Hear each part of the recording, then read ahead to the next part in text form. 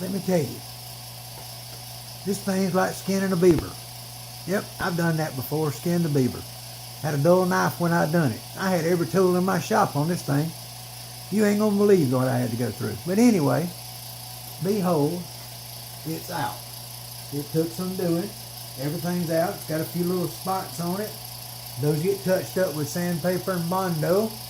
And this sucker is heavy. I must weigh 30, 40 pounds, feels like. And there's the bottom where I've got it hollowed out. Get some air chambers in it, drill my holes through. And then this is one blocks of wood that it mounts to the table with here and here. And I've trued it up pretty good with a square. And checked it on all sides and all through the middles and every angle I could find, and everything seems to be flat and square. I did take a sanding block to it and work it. I haven't put it on the planer yet. I just done that by hand. But I think it's going to be good enough to not have to touch it. On the other side, all the details come out great. Everything. I mean, all of them did. This right here was a real pain because all these little pieces of black stuff here were stuck in these little holes, and it was just awful to get out. Anyway, well, y'all can tell by looking at my shirt, I have battled this thing for a little while here. My drops are in here. My garnet drops here. My gold dots are here. Spike hex is here. Everything's in it, ready to go. This is going to be the new concentrator. For a concentrator, we're going to be able to drop the water flow down and really draw the gold out. Now, I'm going to show you something, and y'all will get a kick out of this, I hope. I told you I was going to have to cut this thing apart to get it out, right? I mean, because it wasn't coming out, and I pulled and I bammed on it a little bit. And didn't want to break anything, so I decided I'd just start cutting on it.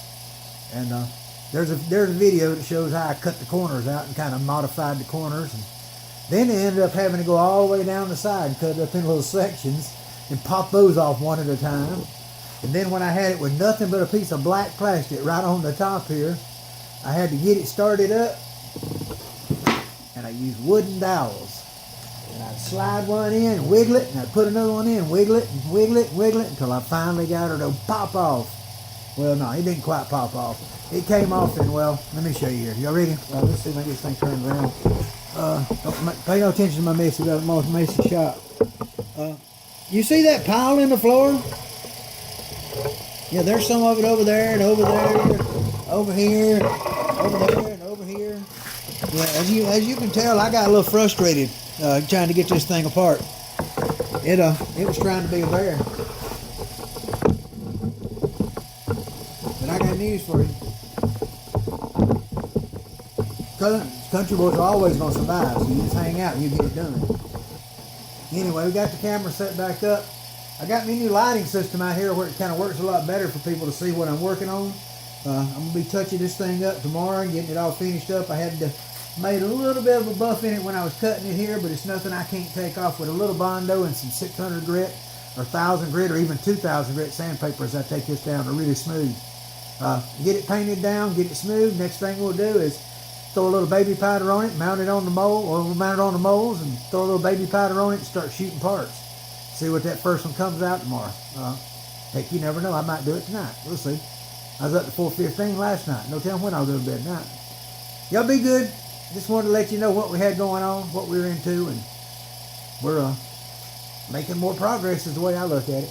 Another piece, another day. 10, 12, 14-inch wide sluices are coming real soon. Hoppers, all kind of nice things. Got it coming. Y'all be good. Thank you a lot.